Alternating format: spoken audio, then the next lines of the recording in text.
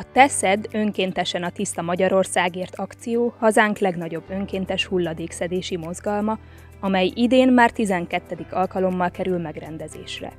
A mozgalomhoz a Hetényegyházi Városrészszépítő Egyesület az idei évben is csatlakozott. Mint minden évben, idén is meghirdettük a Teszed akció keretén belül a szemétszedést április 28-án vasárnap.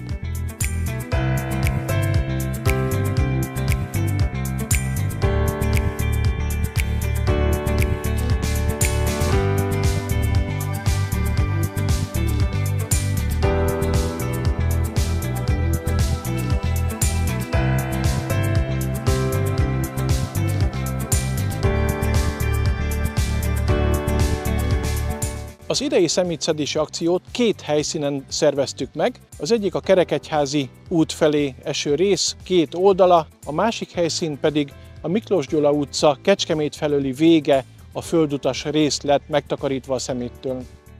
Hisszük azt, hogy az ilyen jellegű megmozdulások is közös célunk megvalósítását szolgálják, hogy tisztább, élhetőbb lakókörnyezetet teremtsünk. A Hetényegyházi Teszed akcióban több mint 20 fő önkéntes vett részt. 3 kilométer hosszúságú útmenti terület mindkét oldalát megtisztították az eldobált hulladéktól, összesen 40 zsák szemetet szedtek össze.